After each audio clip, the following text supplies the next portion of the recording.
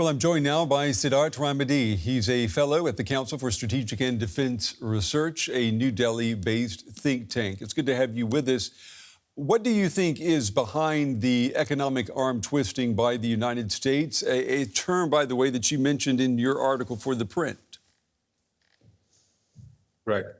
So I think to put it very clearly and simply, it's President Trump wants geopolitical leverage over Russia so that Putin takes him more seriously than he has been over the last few months.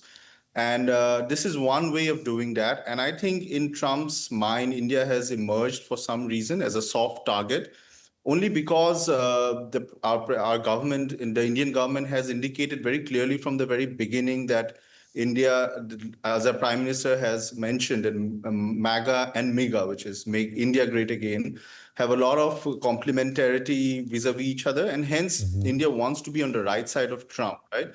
But I think in hindsight, it now appears that that might have indicated to President Trump that this need could be used as a leverage, and a public subordination of India is, I think, what Trump is after, both operationally as a form of pressure on Russia, and perhaps also to indicate to other players such as Brazil and China that they could be next as well, as a sort of a signal. So I think this is what President Trump is looking for out of this public spat with India. You also write that the great powers are now crafting strong ties with Pakistan with less regard for Delhi's sensitivities than has been the norm in recent decades. Why do you think that's happening?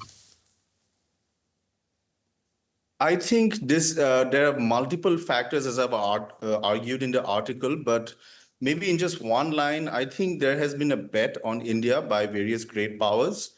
And by its very nature, the bet is a long-term one, right? That in the future, India is destined to emerge as a great power with great economic potential as well as military capabilities.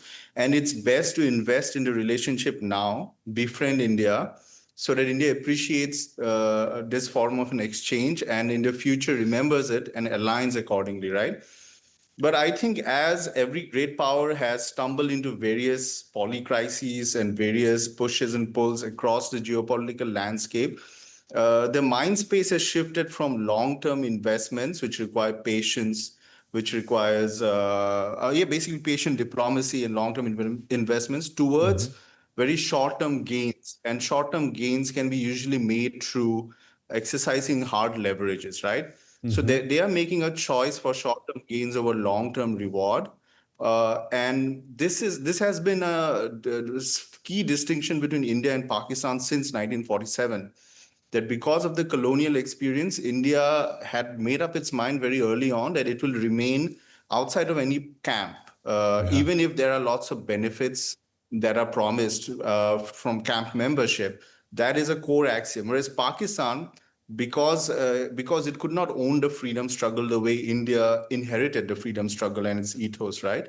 And because it felt a certain weakness vis-a-vis India, it always leveraged its short-term benefits that it could provide due to its geography, due to the fact that it's a top-down military state which can generously offer various strategic dividends, be it to China or to US or to even Russia.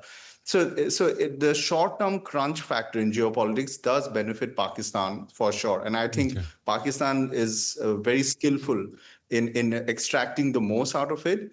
But the Indian bet is that this is a short-term turbulence and crisis. And in the long run, it's the Indian foreign policy approach that will win out eventually. Okay. Sidharth Raimedh, unfortunately, we're out of time, but we appreciate your time and your valuable insights today. Thank you. Thanks for having me.